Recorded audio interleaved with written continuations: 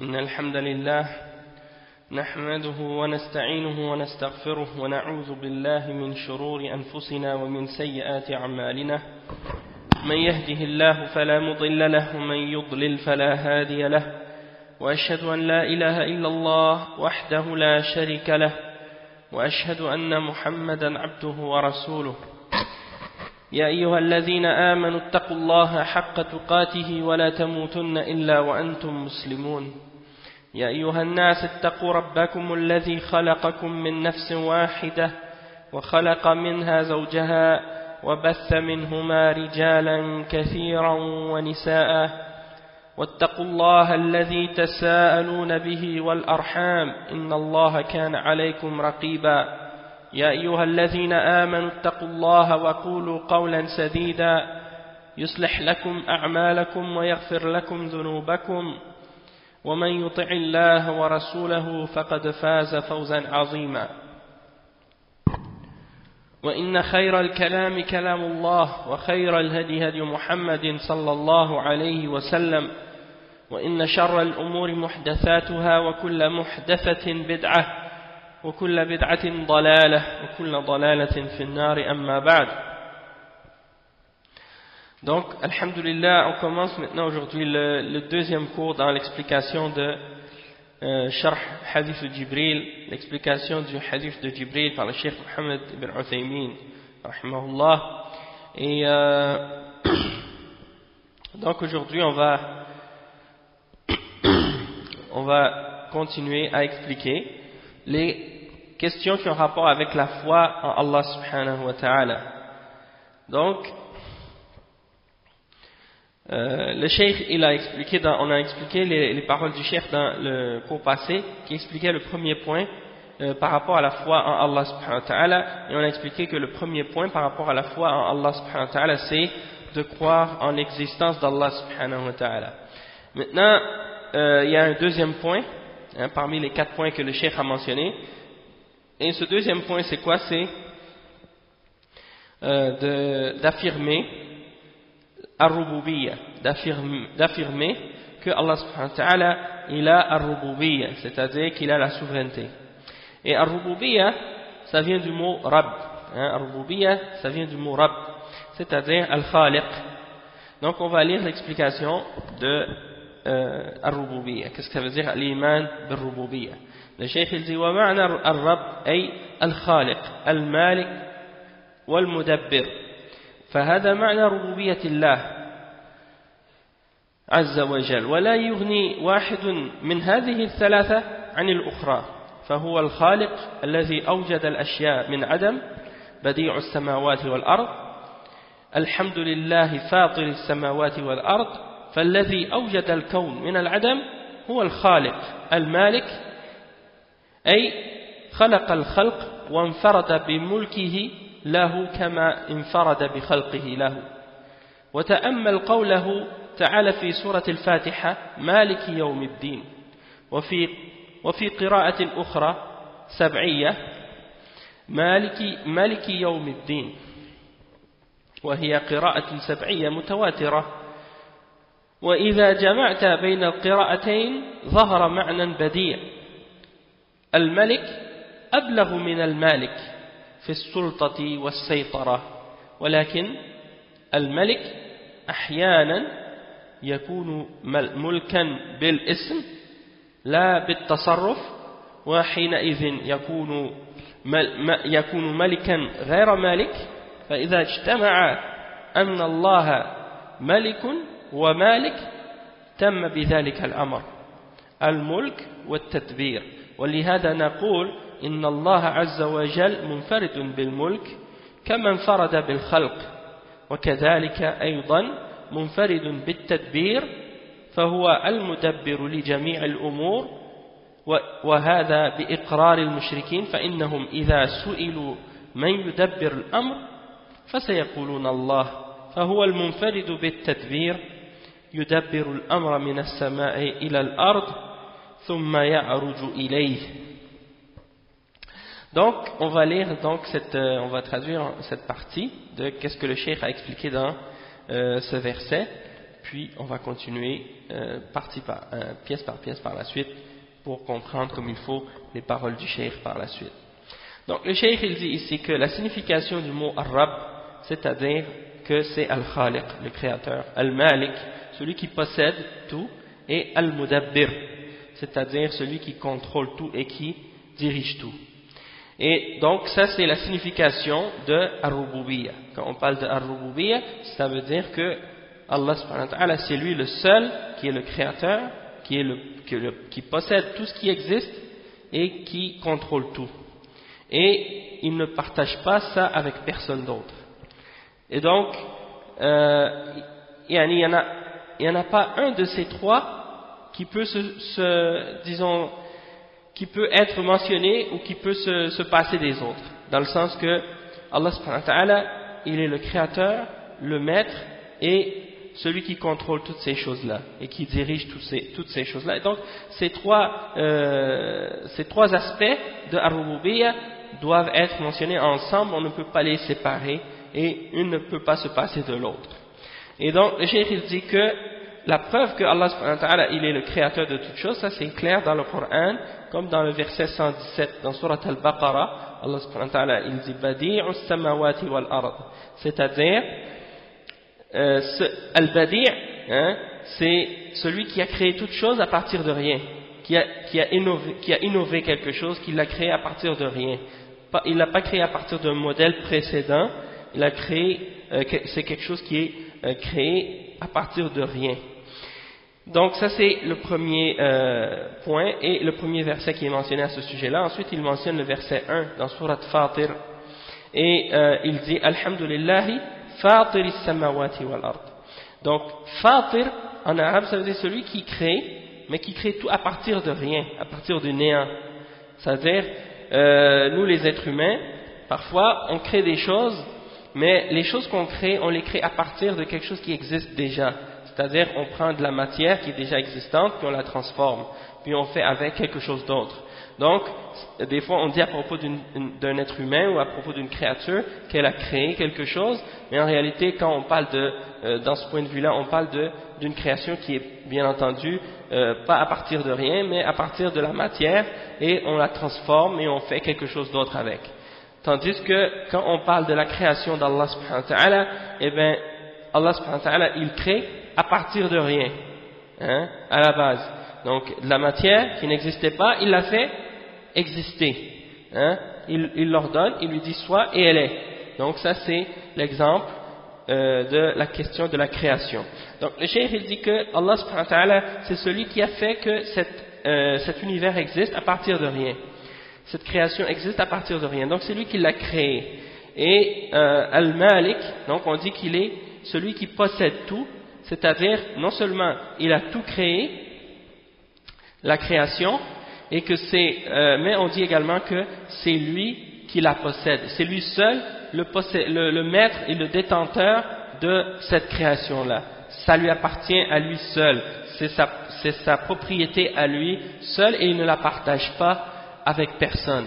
Donc non seulement il l'a créé, mais c'est sa possession, ça lui appartient. Tout ce qui est dans l'univers appartient seulement à Allah subhanahu wa ta'ala. Donc ça c'est le deuxième point à propos de Ar-Rububiyya. Et le cheikh il dit, et observez bien comme il faut le verset dans Surat Al-Fatiha, qui est le verset 4 dans Surat Al-Fatiha.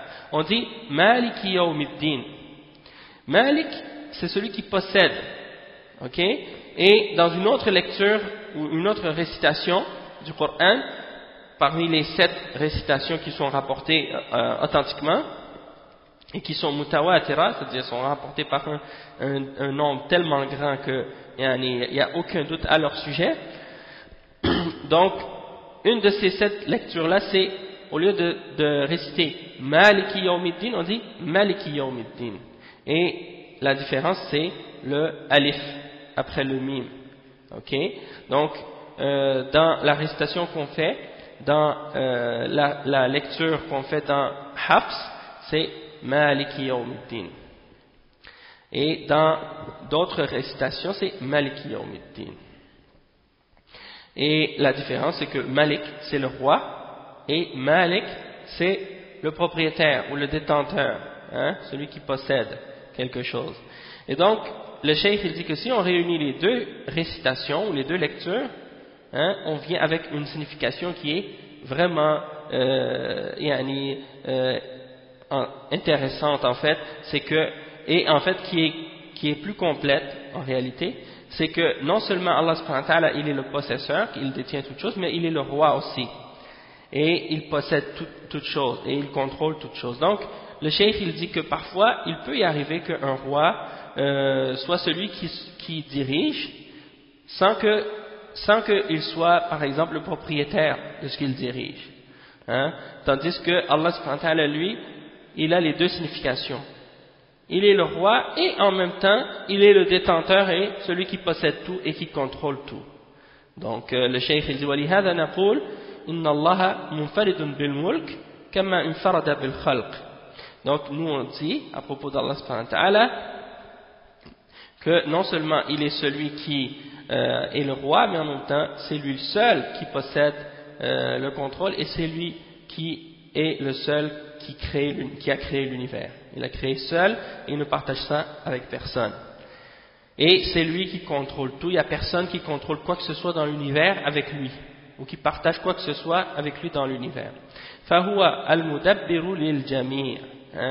Même pas, il ne partage même pas le contrôle d'un atome dans l'univers avec quoi que ce soit, hein, ou avec quiconque. Tout ce qui existe dans l'univers lui appartient à lui seul. D'accord? Et ça, même les idolâtres, les mécréants et les idolâtres à l'époque du prophète sallallahu alayhi wa sallam, et même les mouchriquines aujourd'hui, la plupart d'entre eux, si tu leur demandes et qui contrôle le monde, ils disent Allah subhanahu wa ta'ala. Donc c'est lui le seul et l'unique qui contrôle tout dans l'univers. Et le cheikh il mentionne à ce sujet-là le verset 5 dans Surat Sajda, et dans ce verset-là Allah subhanahu wa ta'ala il dit Yudabbiru al-amr min as-sama'i ila al-ard. Allah subhanahu wa ta'ala il est du ciel à la terre, il administre l'affaire. C'est lui qui contrôle toutes choses, laquelle ensuite monte vers lui en un jour équivalent à 1000 ans de vos calculs, ou de votre calcul. Donc ça c'est le verset 5 dans Surat As-Sajda. Après le cheikh il dit Su'ila a'rabiyyun bima arafta rabbak qala bi naqd al-azaim wa sarf al-himam فالإنسان يعزم أحيانا على الشيء عزما وتصميما أكيدا وفي لحظة يجد نفسه قد عزم على تركه ونقض العزم وقد يهم الإنسان بالشيء متجها إليه ثم ينصرف بدون سبب وهذا يدل على أن للأشياء مدبرا فوق تدبيرك أنت وهو الله عز وجل. Donc le cheikh il donne un petit point ici intéressant, hein? Il dit que on a demandé à un bédouin qui vit dans le désert, qui est nomade, hein, qui se promène d'un point d'eau à un autre, on lui a demandé comment as-tu connu ton créateur, comment as-tu connu ton maître, ton seigneur, ton Rabb. Il a répondu binaqdil azaim wa sarf al-himam, c'est-à-dire j'ai reconnu mon créateur et mon seigneur, j'ai reconnu son existence du fait que j'ai vu que naqd al-azaim, c'est-à-dire quand des fois je suis déterminé à faire quelque chose, je suis décidé à faire quelque chose, je décide tout d'un coup de plus le faire. Et sarf al-himam, c'est-à-dire que des fois je suis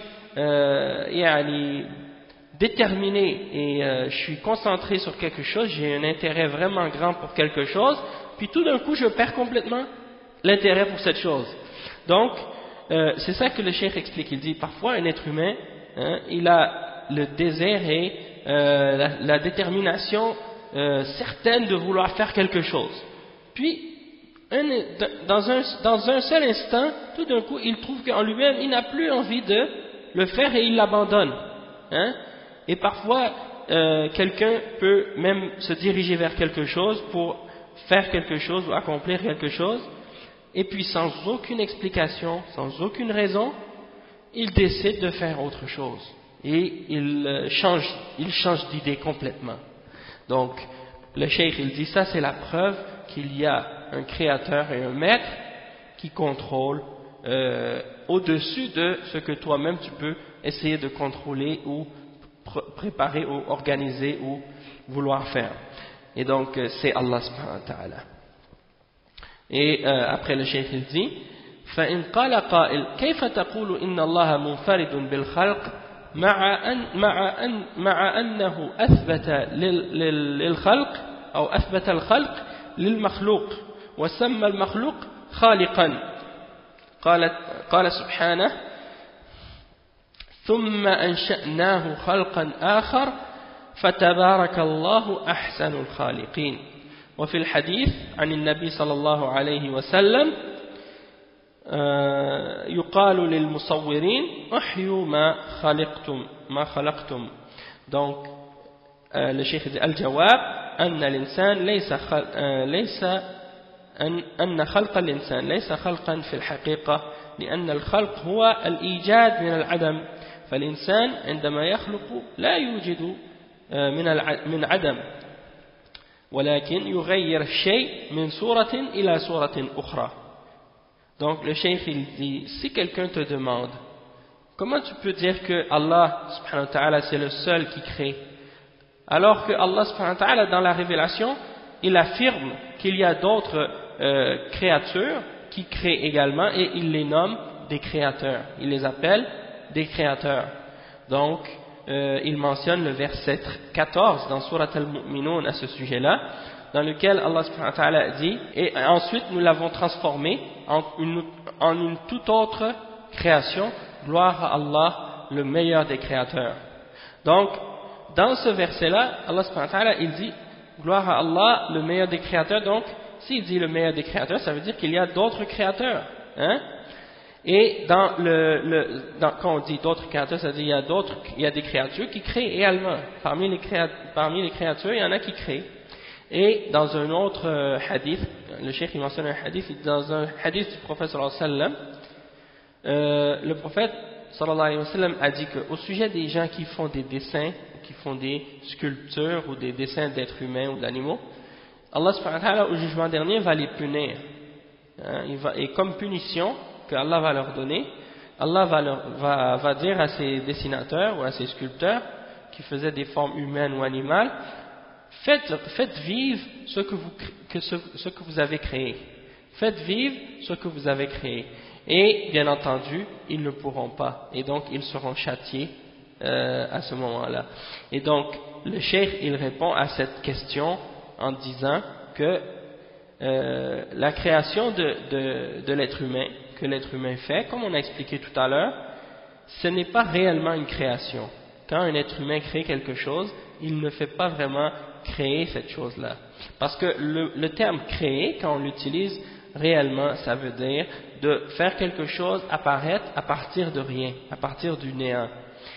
Et lorsque, par exemple, un être humain crée quelque chose, eh bien en réalité, il ne fait pas apparaître quelque chose à partir de rien, mais il ne fait que transformer quelque chose d'un état à un autre, ou d'une forme ou d'une image à une autre, ou d'une apparence à une autre. Donc, il ne crée pas réellement. Et ensuite, le cheikh dit وَكَذَلِكَ الْمُلْكِ فَإِنْ قَالَ قَائِلٌ كيف تقول إن الله منفرد بالملك مع أن الله سبحانه أثبت الملك لغير الله أو لغيره فقال إلا على أزواجهم أو ما ملكت أيمانهم وقال أو ما ملكتم مفاتحه. الجواب أن يقال إن ملك الإنسان ليس كملك الله لأن ملك الله عز وجل شامل لكل شيء لأن ملك الله تعالى ملك مطلق غير مقيد أما ملك الإنسان للشيء فهو غير شامل. فمثلا الساعة التي معي لا تملكها أنت والساعة التي معك لا أملكها أنا فهو ملك محدود ليس شاملا وكذلك أيضا ليس ملكا مطلقا فأنا لا يمكنني أن أتصرف في ساعتي كما أريد لأنني مقيد بالشرع الذي هو المصلحة. فلو أراد إنسان تكسير ساعته مثلا فإن ذلك لا يجوز ولا يملك شرعا أن يفعل ذلك، لأن النبي صلى الله عليه وسلم نهى عن إضاعة المال، فكيف بإتلافه؟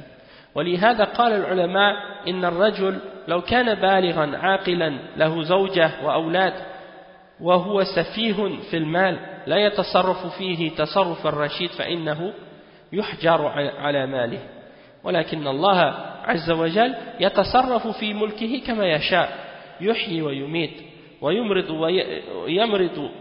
يمرض ويشفي ويغني ويفقر، ويفعل ما يشاء على أننا نؤمن بأنه عز وجل لا يفعل الشيء إلا لحكمة. فإذا هناك فارق بين ملك الخالق وملك المخلوق، وبهذا عرفنا أن قولنا إن الله منفرد بالملك قول صحيح لا يستثني منه شيء. Donc le cheikh il dit,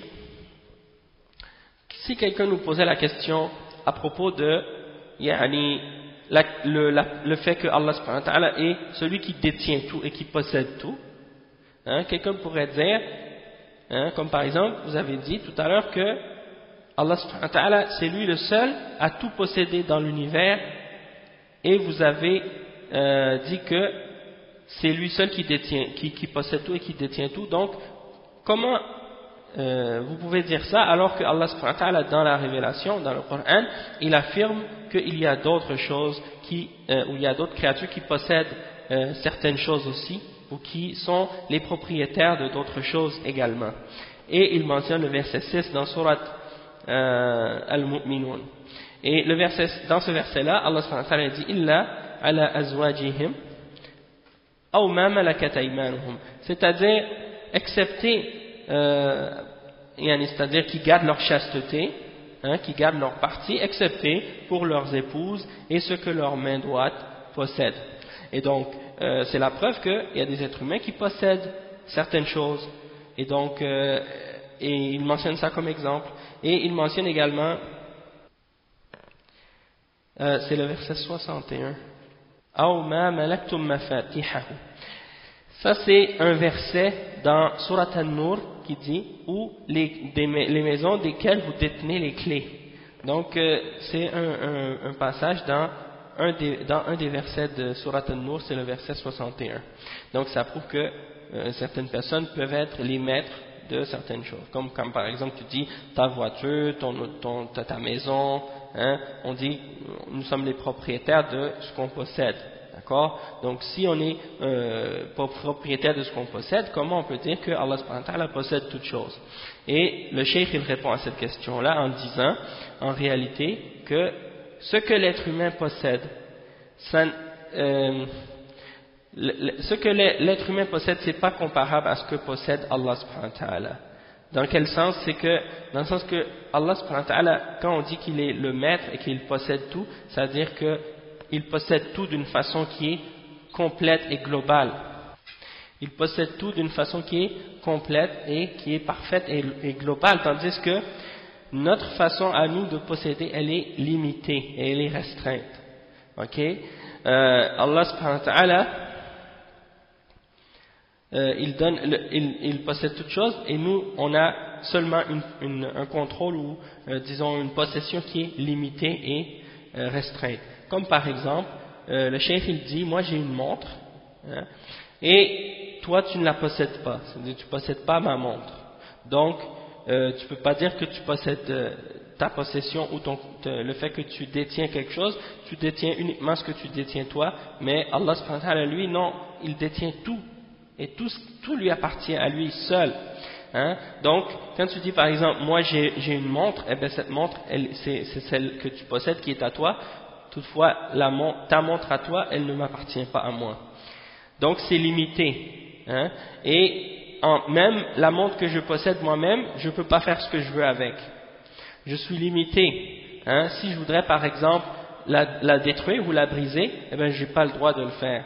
Pourquoi? Parce que selon la charia, je dois agir envers ma montre et avec ma montre de la manière qui va m'amener le plus de bienfaits avec.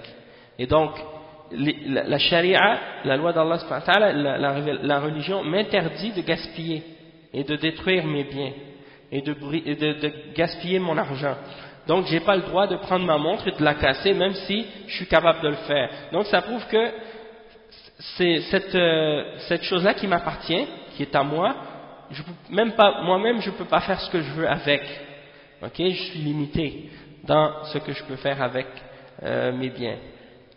Et ensuite, le cheikh il dit que c'est pour ça que les ulama ont dit que si une personne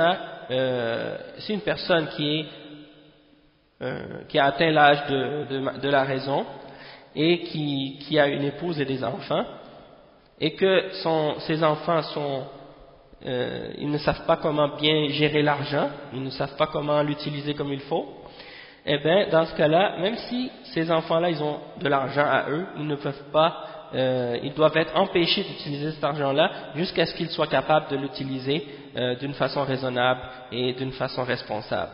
Donc ça c'est un exemple du fait que nous les êtres humains on est limités dans le bien qu'on possède, tandis que Allah subhanahu wa ta'ala, la façon dont il contrôle et la façon dont il possède tout et qu'il détient tout, c'est quelque chose qui est limité. Allah subhanahu wa ta'ala, il fait vivre et il fait mourir.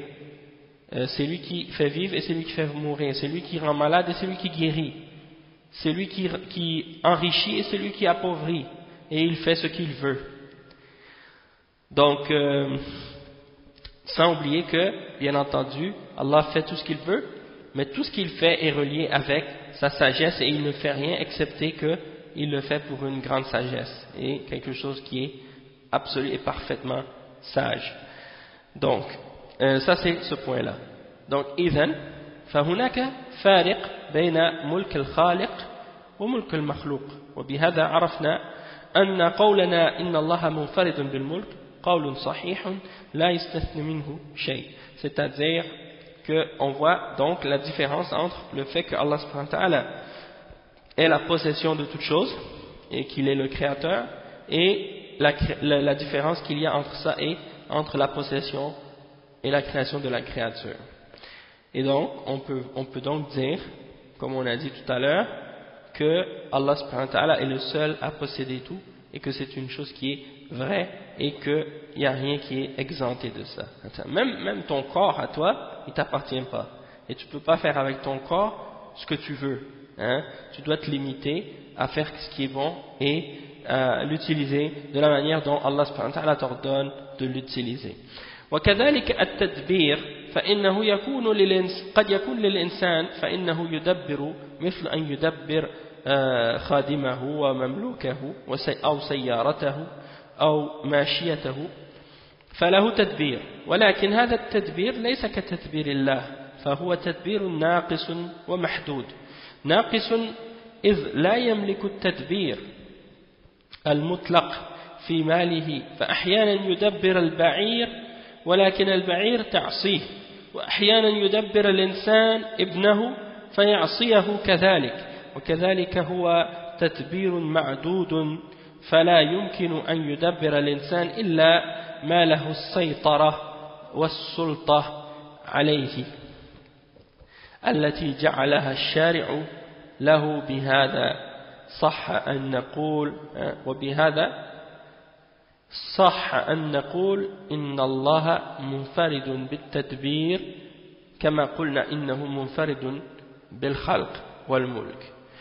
Donc juste pour rajouter un petit point par rapport au point qu'on a mentionné tout à l'heure, on a dit que Allah subhanahu wa ta'ala il est celui qui possède tout et que c'est lui seul qui possédait tout, puis on a donné des exemples de la créature, puis que c'est une chose qui est limitée par rapport à la créature. On peut rajouter aussi le fait que l'être humain, sa création elle est limitée dans le sens qu'il la possède uniquement durant sa vie, et une fois qu'il meurt, eh bien ce qu'il possédait est laissé derrière et il va être hérité par d'autres personnes que lui. Donc dans ce sens-là, on peut remarquer qu'il y a une limite dans ce que l'être humain possède contrairement à Allah subhanahu wa ta'ala qui est complètement maître de toutes choses et qu'il dirige toutes choses. Et c'est pour ça que au jour de la résurrection, c'est-à-dire Allah subhanahu wa ta'ala va détruire tout ce qui existe dans cet univers et il va dire où sont les rois aujourd'hui, où sont les rois maintenant, hein, il n'y aura plus rien et plus personne, hein. Donc ça veut dire que il va dire limanil mulkul yawm, à qui appartient le royaume maintenant, et personne bien entendu pourra répondre. Alors Allah subhanahu wa ta'ala va dire lillahi al-wahid al-qahhar, hein. Donc ça veut dire que la possession et le maître de toutes choses c'est yani Allah seul, hein. Il ne partage pas son royaume avec personne et il a besoin de rien et tout a besoin de lui. Donc il est al-hayy al-qayyum, celui qui se suffit à lui-même. Ensuite le cheikh il dit donc que l'être humain il dit que, et également on dit que Allah subhanahu wa ta'ala est celui, le seul et l'unique qui contrôle tout ce qui est dans l'univers. Donc si on regarde par exemple les êtres humains, un homme ou un être humain peut contrôler quelque chose, par exemple s'il a un servant ou bien un esclave ou une voiture ou des animaux, hein, un cheval ou quelque chose comme ça, un âne, il le contrôle d'une certaine façon, mais c'est pas comparable à la façon dont Allah subhanahu wa ta'ala contrôle tout dans l'univers. Parce que bien entendu, le contrôle qu'un être humain peut avoir sur ce qui est autour de lui est un contrôle tout à fait limité, hein, et tout à fait déficient par rapport au contrôle d'Allah subhanahu wa ta'ala. Du fait que Allah subhanahu wa ta'ala il contrôle tout d'une façon absolue, et l'être humain c'est pas le cas. Même l'être humain, par exemple les biens qu'il possède, parfois il est limité, comme par exemple si tu as un animal domestique ou quelque chose comme ça, un âne, eh bien il te désobéit parfois. Ou bien même un être humain, par exemple tu as un enfant, tu lui demandes de faire quelque chose, il te désobéit. Ou bien également tu peux être limité même dans les choses que tu possèdes, comme par exemple les biens que tu as, hein, tu peux juste avoir un contrôle limité de ces choses-là. Donc c'est pour ça qu'on dit que c'est uniquement Allah subhanahu wa ta'ala qui a le contrôle absolu et parfait de toutes choses, de la même façon qu'on a dit que Allah est le seul qui crée et qui possède tout ce qui existe. Ensuite le cheikh il mentionne comme point numéro 3 al-imanu bi uluhiyatihi, c'est-à-dire ça c'est le troisième point par rapport pour avoir la foi en Allah subhanahu wa ta'ala. On a dit la dernière fois que de croire en Allah subhanahu wa ta'ala dans l'islam, ça ne veut pas uniquement dire qu'on reconnaît son existence. Il faut, en plus de reconnaître son existence, croire en sa rububiyya, et c'est ce qu'on vient d'expliquer, et il faut croire également en qu'est-ce qu'on appelle al-uluhiyya, c'est-à-dire il faut croire que Allah subhanahu wa ta'ala c'est le seul qui mérite d'être adoré, ok? Et ça c'est un des points les plus importants par rapport à la foi en Allah subhanahu wa ta'ala, d'accord? Et le cheikh il explique ça. Donc ثالثا الإيمان بربوبيته وهو أن يؤمن الإنسان بأنه سبحانه هو الإله الحق وأنه لا يشاركه أحد في هذا الحق لا ملك مقرب ولا نبي مرسل ولهذا كانت دعوة الرسل كلهم من أولهم إلى آخرهم هي الدعوة إلى قول لا إله إلا الله وما أرسلنا من قبلك من رسول إلا نوحي إليه أنه لا إله إلا أنا فاعبدون ولقد بعثنا في كل أمة رسولا أن يعبدوا الله واجتنبوا الطاغوت. Donc le cheikh ici il explique, il dit oui, donc le cheikh il dit que de croire, le troisième point c'est de croire en le troisième point c'est de croire en al-uluhiyya, c'est-à-dire que l'être humain sache que le seul qui a qui est celui qui mérite d'être adoré, c'est Allah subhanahu wa ta'ala. Il n'y a personne qui mérite d'être adoré excepté Allah subhanahu wa ta'ala. Ni un ange rapproché, ni un messager, un prophète envoyé. Donc, le seul qui mérite d'être adoré, c'est Allah subhanahu wa ta'ala. Il n'y a rien d'autre. Ni un ange, ni un messager, ni un prophète, ni un saint, ni un homme pieux, vivant ou mort, ni un arbre, ni une roche, ni une pierre, ni le soleil, ni la lune, ni les étoiles, rien, ni une statue, ni une idole, ni un animal, ni un être humain, rien, excepté Allah subhanahu wa ta'ala qui mérite d'être adoré. Donc le cheikh il dit, et c'est pour ça que l'appel et l'invitation de tous les messagers de Dieu, tous sans exception, du premier jusqu'au dernier des prophètes, leur appel et leur invitation étaient premièrement et fondamentalement à ce message-là. La ilaha illallah. Rien ne mérite d'être adoré excepté Allah subhanahu wa ta'ala. Et il mentionne des versets qui mentionnent l'explication de cette parole, de la ilaha illallah. Il mentionne le verset dans Surat Al-Anbiya, le verset 25 qui dit: et nous n'avons envoyé avant toi de messagers excepté pour que nous leur avons révélé de dire la ilaha illallah. Il n'y a rien qui mérite d'être adoré autre que moi, alors adorez-moi. Donc les messagers, ils disaient à leur peuple, rien ne mérite d'être adoré excepté Allah, alors adorez Allah. C'était ça le message des messagers. Et le verset 36 dans Surat Al-Nahl, dans lequel Allah subhanahu wa ta'ala dit, et nous avons suscité dans chaque nation un messager pour dire aux hommes, adorez Allah et écartez-vous du ta'arout. Et le ta'arout, c'est tout ce qui est adoré en dehors d'Allah subhanahu wa ta'ala par les hommes et tout ce qui transgresse sa limite. Donc, on a donné des exemples de ça dans d'autres occasions. Le cheikh il dit, لو أن أحدا آمن بوجود الله وآمن بربوبية الله ولكنه يعبد مع الله غيره فلا يكون مؤمنا بالله حتى يفرده سبحانه وتعالى بالألوهية. وقد يقول قائل إن الله تعالى أثبت وصف الألوهية لغيره فقال تعالى عن إبراهيم أئفكا آلهة دون الله تريدون فما ظنكم برب العالمين. Après il dit وقال تعالى ولا تدع مع الله إلها آخر إلى غير ذلك من الآيات فكيف يصح أن تقول إن الله منفرد بالألوهية.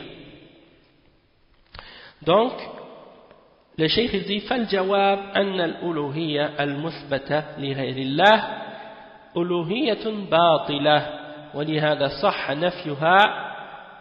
صح نفيها نفيا مطلقا في مثل قول الرسل عليهم الصلاة والسلام لأقوالهم واعبدوا الله ما لكم من إله غيره لأنها آلهة باطلة ذلك بأن الله هو الحق وأن ما يدعون من دونه هو الباطل وأن الله هو العلي الكبير. Donc le cheikh il explique ici, il dit que si quelqu'un dit qu'il croit en l'existence de Dieu et qu'il dit qu'il croit en la souveraineté de Dieu, la souveraineté d'Allah subhanahu wa ta'ala, ar-rububiyyah, puis que par la suite, après avoir affirmé son existence et affirmé qu'il est le seul maître de toutes choses et le seul créateur de toutes choses, il décide d'adorer d'autres que lui, alors il n'a pas cru en Allah subhanahu wa ta'ala, jusqu'à ce qu'il ait fait Allah le seul objet de son adoration, et qu'il ait adoré Allah seul et de façon exclusive et limitée, c'est-à-dire il n'adore que Allah subhanahu wa ta'ala. Et donc ça prouve que si quelqu'un dit oui, il y a un seul maître et un seul créateur et un seul pourvoyeur et un seul qui fait vivre et qui fait mourir, et il croit en son existence, mais que par la suite il prie à une idole, ou il prie à une statue, ou il prend des intermédiaires entre lui et Dieu, ou il prie à des anges ou à des saints qui sont morts dans la tombe, et il leur offre des adorations ou des actes d'adoration à eux ou par leur intermédiaire pour aller à Dieu, hein, comme certains font aujourd'hui, hein, ils prennent des hommes qui sont enterrés dans leur tombe, ils vont à leur tombe et ils leur demandent d'intercéder en leur faveur auprès d'Allah subhanahu wa ta'ala. Donc ça, c'est des exemples d'idolâtrie et de shirk. Et donc, si quelqu'un prétend de croire en l'existence d'Allah et en sa souveraineté, hein, en sa rububiyya, que par la suite il adore d'autres qu'Allah, il n'a pas cru en Allah. Et c'est pour ça que c'est une condition pour être croyant et pour dire qu'on croit réellement en Allah. Et donc on voit ici que quand quelqu'un dit je crois en Dieu, c'est beaucoup plus, hein, ça a une signification beaucoup plus grande que de simplement dire oui je crois qu'il existe. Hein? Parce que si quelqu'un, même il y a des koufars, des fois ils croient, c'est des gens qui n'ont aucune religion. Ils disent oui je crois en Dieu. Je reconnais qu'il y a une force qui existe, qui est toute puissante. Hein? Comme les déistes par exemple. Les déistes comme les philosophes qu'on appelle du siècle des Lumières. Hein? C'était des hommes qui reconnaissaient l'existence d'un être suprême, d'un Dieu. Mais pourtant, ce sont des koufars. Pourquoi? Parce qu'ils reconnaissent l'existence d'un Dieu, mais ils ne croient pas nécessairement en al-uluhiyya, ni en al-asma wa-sifat, et ni en al-rububiyya. Donc, à cause de ça, ils ne sont pas des croyants.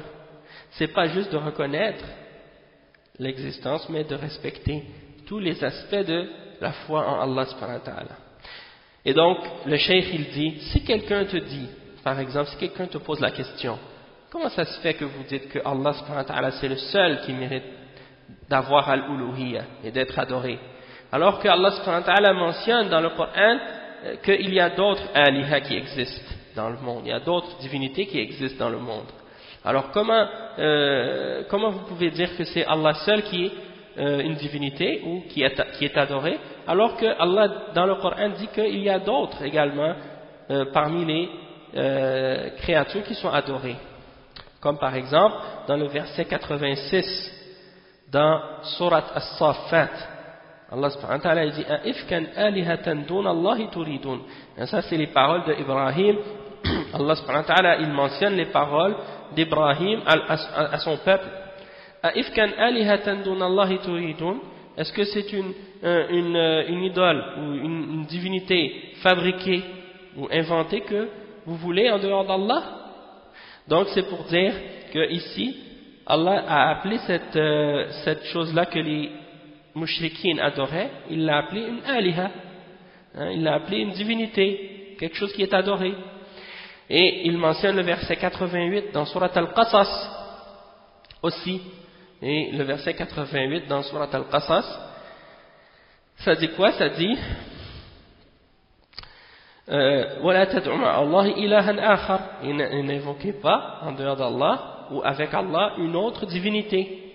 Donc ça veut dire qu'il y a d'autres divinités, hein? Ils disent bon, puisque Allah dit de ne pas invoquer d'autres divinités, ça prouve qu'il y a d'autres divinités, hein? Et il y a un autre verset comme le verset 3 dans Surat Al-Furqan, le cheikh il l'a pas mentionné, mais il y a la même signification aussi.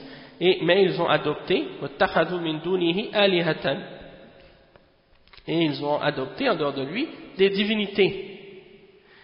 Donc le cheikh il dit comment vous pouvez dire que Allah est le seul qui est une divinité et qui a al-uluhiyya, qui mérite d'être adoré, alors que Allah subhanahu wa ta'ala affirme qu'il y en a d'autres qui sont adorés dans l'univers? Et le cheikh il répond à ça en disant oui, c'est vrai que Allah subhanahu wa ta'ala il affirme qu'il y en a d'autres aliha, qu'il y a d'autres choses qui sont adorées dans l'univers, toutefois ce sont des divinités qui sont fausses et elles ne méritent pas l'adoration. Et c'est pour ça que Allah subhanahu wa ta'ala les nie en réalité de façon absolue dans plusieurs versets dans le Coran. Et Allah mentionne que ce que les mushrikines adorent en dehors d'Allah, c'est le mensonge et ce sont des choses fausses. Et il donne par exemple le verset 59 dans Surat Al-A'raf, dans lequel Allah subhanahu wa ta'ala dit U'budullah ma lakum min ilahin ghayru. Allah subhanahu wa ta'ala dit adorez Allah, vous n'avez en dehors de lui aucune divinité. Et il mentionne aussi que ce qui est adoré en dehors d'Allah c'est un mensonge et c'est faux, comme le verset 62 dans Surat Al-Hajj, hein, et ceci parce que Allah c'est la vérité et ce qui est invoqué en dehors de lui c'est le mensonge et c'est le faux, hein. Donc Allah c'est Al-Haq et qu'est-ce qui est adoré en dehors de lui c'est Al-Batil, et Al-Batil en arabe ça veut dire qu'est-ce qui est faux, et Allah est le haut, le très haut et le très grand. Donc ça c'est des versets qui clarifient que même si ces divinités-là sont adorées en dehors d'Allah et que les gens les prennent pour des divinités et les adorent et leur offrent un culte ou une adoration, elles ne méritent pas cette adoration-là. Pourquoi? Parce qu'elles n'ont pas les qualités et les attributs nécessaires pour être considérées et pour être adorées. Contrairement à Allah subhanahu wa ta'ala, puisque c'est lui le seul qui est le créateur, le maître et celui qui détient toutes choses. Moi je crois que le mieux ce serait de s'arrêter ici, puis de faire la quatrième partie, la suite, le quatrième point dans la foi en Allah subhanahu wa ta'ala, de le garder pour la prochaine fois, pour que ce soit plus intéressant de l'expliquer d'un seul coup, plutôt que de le diviser en deux parties, puisqu'il a dans ce point-là mentionné plus d'explications et plus de détails. Et si on commence maintenant, bien, ça va prendre trop de temps, puis ça va être un peu trop long. Donc on va s'arrêter ici pour le cours d'aujourd'hui, dans l'explication du hadith de Jibril, et on continuera donc la prochaine fois, Inch'Allah. Là on est au cours, aujourd'hui c'est le cours numéro 2, et on fera le cours numéro 3 lundi prochain, Inch'Allah. En ce qui concerne les heures exactes, quand est-ce qu'on va le faire, quand est-ce qu'on va faire les heures pour les cours sur Paltalk, je vais envoyer un message sur le groupe Kaïm cette semaine, Inch'Allah, pour informer tout le monde des heures exactes auxquelles vont être les cours, parce que là, en ce moment, on y va un petit peu, on y va un peu comme ça, sans vraiment suivre un horaire exact, au hasard un peu. Donc on va essayer de faire ça d'une manière un peu plus structurée puis ordonnée, Inch'Allah. C'est juste que en ce moment il y a beaucoup de trucs imprévus qui se produisent des fois, puis que j'arrive pas vraiment à respecter un horaire. Mais aussitôt que les choses s'organisent mieux, ben Inch'Allah, je vais vous informer dans un jour ou deux, Inch'Allah, je vais envoyer le message, puis comme ça ce sera plus clair. Donc on va s'arrêter ici pour aujourd'hui. Inch'Allah, subhanakallah wa bihamdika ashhadu an la ilaha illa anta astaghfiruka wa atubu ilayh. Wa jazakumullahu khairan wa barakallahu fikum. Wassalamu alaykum wa rahmatullahi wa barakatuh.